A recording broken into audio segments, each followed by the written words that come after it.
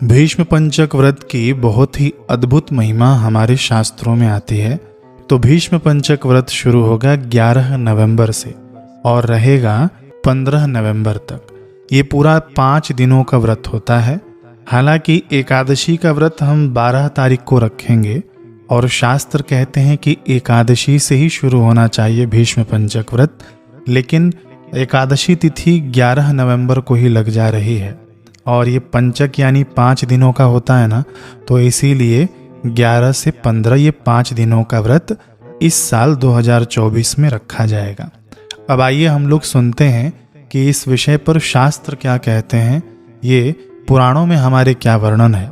स्कंद पुराण के अनुसार कार्तिक शुक्ल पक्ष में एकादशी को प्रातः काल विधि पूर्वक स्नान करके 5 दिन का व्रत ग्रहण करे। बाणशैया पर सोए हुए महात्मा भीष्म ने राजधर्म, मोक्ष धर्म और दान धर्म का वर्णन किया, जिसे पांडवों के साथ ही भगवान श्री कृष्ण ने भी सुना। तो भगवान श्री कृष्ण ये सुनकर बड़े प्रसन्न हुए और उन्होंने कहा कि भीष्म, तुम धन्य हो, धन्य हो, तुमने धर्म का स्वरूप अच्छी तरह श्रवण कराया है। कार्तिक की एकादशी को तुमने जल के लिए याचना की।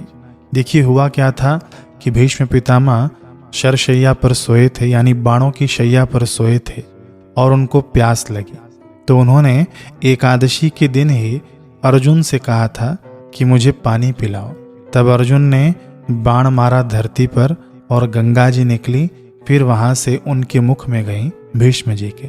तो भगवान श्री कृष्ण वही बात भीष्म जी से कह रहे हैं कि पितामह, कार्तिक की एकादशी को तुमने जल के लिए याचना की और अर्जुन ने बाण के वेग से गंगा जल प्रस्तुत किया, जिससे तुम्हारे तन, मन, प्राण संतुष्ट हुए। इसलिए आज से लेकर यानी कार्तिक के शुक्ल पक्ष की एकादशी से लेकर पूर्णिमा तक तुम्हें सब लोग अर्घ्य दान से तृप्त करें और मुझको संतुष्ट करने वाले इस भीष्म पंचक नामक व्रत का पालन प्रतिवर्ष करते रहें। ये भगवान श्री कृष्ण की आज्ञा है हम सभी के लिए। अब देखिए आगे भगवान कहते हैं कि जो मनुष्य पुत्र की कामना से स्त्री सहित भीष्म पंचक व्रत का पालन करता है, वह वर्ष के भीतर ही पुत्र प्राप्त करता है। जो भीष्म पंचक व्रत का पालन करता है, उसके द्वारा सब प्रकार के शुभ कृत्यों का पालन हो जाता है। यह महापुण्यमय व्रत महापातकों का नाश करने वाला है। महापातकों का नाश समझते हैं आप लोग, यानी महापातक यानी पातक यानी पाप, यानी हमसे जितने भी बड़े बड़े पाप हुए हों, यह सब नष्ट हो जाते हैं इस महापुण्यमय व्रत के प्रभाव से। अतः मनुष्यों को प्रयत्न पूर्वक इसका अनुष्ठान करना चाहिए। इसमें भीष्म जी के लिए जलदान और अर्घदान विशेष यत्न से करना चाहिए। जो नीचे लिखे मंत्र से भीष्म जी के लिए अर्घदान करता है, वह मोक्ष का भागी होता है। देखिए अर्घदान में आपको क्या क्या लेना है। पहले तांबे के लोटे में आप जल ले लेना, गंगा जल मिश्रित करके, फिर उसके अंदर हो सके तो पुष्प डाल देना, चंदन डाल देना और उसके बाद हो सके तो अक्षत, चावल अथवा तो तिल भी डाल सकते हैं आप लोग, काला तिल। ये डालकर आप भीष्म जी को अर्घ दें। हाँ, उसके अंदर मिलाना चाहें, नहीं बस हो गया, ये कट कर देना। अर्घ का मंत्र मैं बता रहा हूँ, यहाँ पर जो शास्त्रों में वर्णन है, आप लोग इसका स्क्रीनशॉट ले लेना अथवा तो इसका एक क्लिप बना लेना। अर्घ का मंत्र है वैयाघ्रपद गोत्राय शांकृत प्रवराय च अपुत्राय ददामि तद उदकं भीष्मवर्मणे वसुनामवताराय शान्तनोरात्मजाय च अर्घ्यं ददामि भीष्माय आजन्म ब्रह्मचारिणे। इसका अर्थ भी सुन लीजिए। जिनका व्याघ्रपद गोत्र और सांकृत प्रवर है, उन पुत्र रहित भीष्म वर्मा को मैं यह जल देता हूँ। वसुओं के अवतार शंतनु के पुत्र आजन्म ब्रह्मचारी भीष्म को मैं अर्घ्य देता हूँ। इस प्रकार से आप लोग अर्घ्य कहाँ देना? सूर्य भगवान की ओर मुख करके अर्घ्य देना।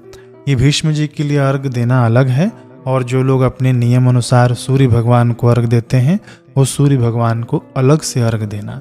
ये भीष्म जी को अर्घ देने के बाद आप यह दोनों हाथ ऊपर करके भगवान सूर्य से प्रार्थना करना कि यह मेरा दिया हुआ अर्घ भीष्म जी तक पहुँचे।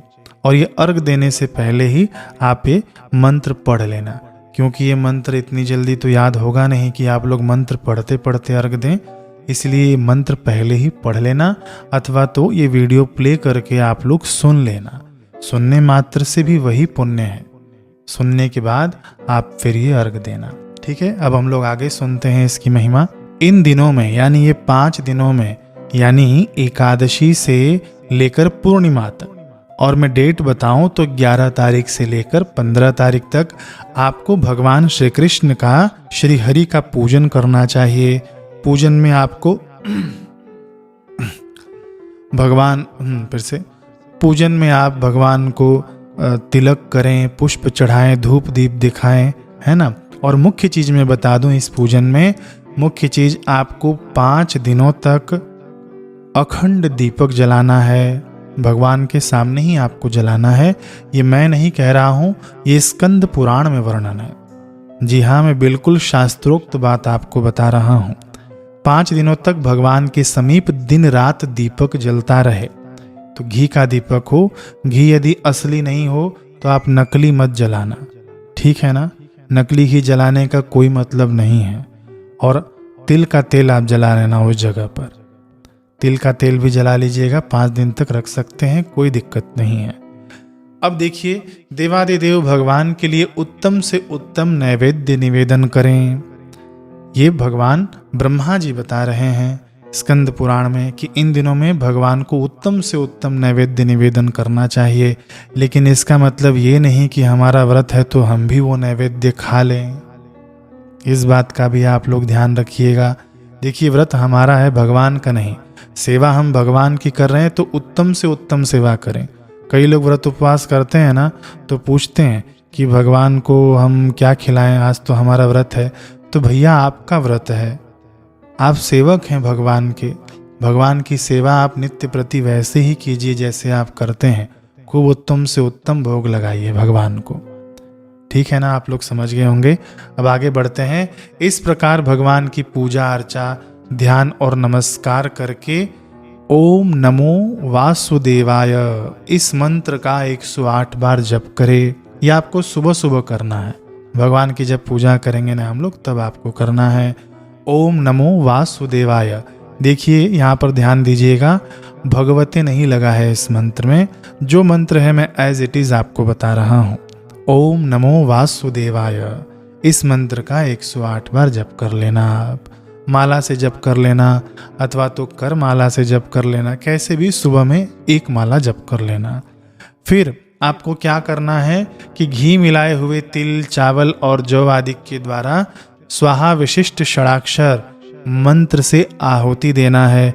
देखिए, जो मैंने एक हवन का वीडियो अलग से बना रखा है, बिल्कुल सरल और शास्त्रीय रीति से हवन किस प्रकार करना चाहिए, मैंने एक वीडियो बना रखा है, बिल्कुल आसान है। मैं लिंक दे दूंगा डिस्क्रिप्शन में। केवल मंत्र जो मैंने उसके अंदर बताया है ना, वो आप देवी देवताओं के लिए तो करना, और ये मंत्र आपको जो अभी मैं बता रहा हूँ उस मंत्र की आहुति देनी है भीष्म पंचक में 5 दिनों तक। हो सकेगा तो आप करिएगा। मंत्र है ओम रामाय नमः। ये स्कंद पुराण में दिया गया मंत्र है आहुति के लिए, खास भीष्म पंचक के 5 दिनों तक, ठीक है। यदि कोई असक्षम हो कि हम हवन नहीं कर पाएंगे, इतना व्यस्त जीवन है हमारा, तो आप क्या काम करना कि इसकी भी 108 माला कर लेना। लेकिन ये माला आपको शाम के समय करना है। ओम रामाय नमः, ओम रामाय नमः, ओम रामाय नमः। इसके बाद सायंकाल की संध्या करके भगवान विष्णु को प्रणाम करना, और फिर आपको धरती पर ही शयन करना है 5 दिनों तक।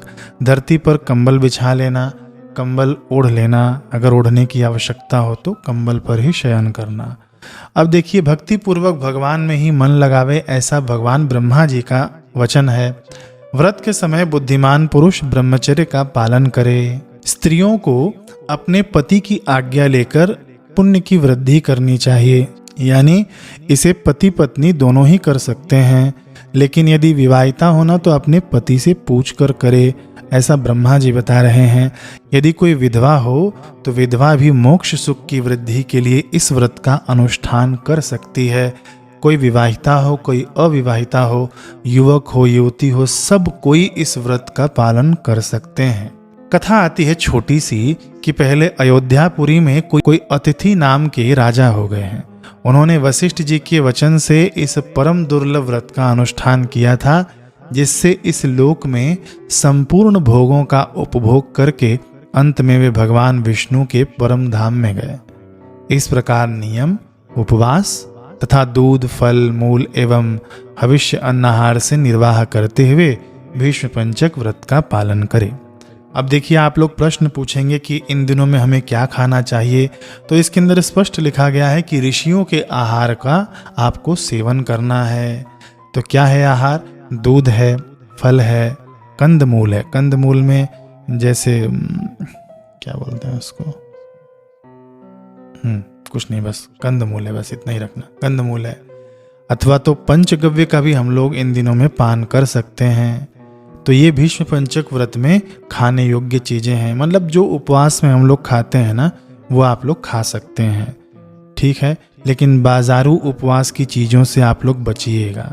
चिप्स लाकर मत खाइएगा, बाहर की चीजों का सेवन मत करिएगा, अशुद्ध होती हैं वो सब चीजें। अब देखिए, जो आखिरी दिन है ना, पूर्णिमा का जो दिन है, पूर्णिमा के दिन आने पर इस दिन आप ब्राह्मण को भोजन करवाना और कुछ दान दक्षिणा दे देना। और लास्ट में हमारे पुराणों में स्पष्ट लिखा है कि अन्न भोजन करने वाले पुरुष के लिए यह व्रत नहीं कहा गया है, इसमें अन्न का निषेध है। तो कई लोग जो मुरैया बनाकर खाएंगे, है ना, कई लोग सामा कोदो को जो चावल बनाकर खाते हैं उपवास में, और वो लोग भी नहीं खाएं। केवल जो मैंने बताया, दूध, फल अथवा तो कंदमूल, और चौथी चीज है पंचगव्य, इसका ही आहार आप सेवन कर सकते हैं। ठीक है, समझ गए होंगे। इस व्रत का पालन करने पर विष्णु भगवान शुभ फल प्रदान करते हैं। भीष्म पंचक व्रत सभी को अवश्य करना ही चाहिए। अब ये वीडियो आप शेयर कर देना ताकि सभी लोग लाभ ले सकें। हरे कृष्ण।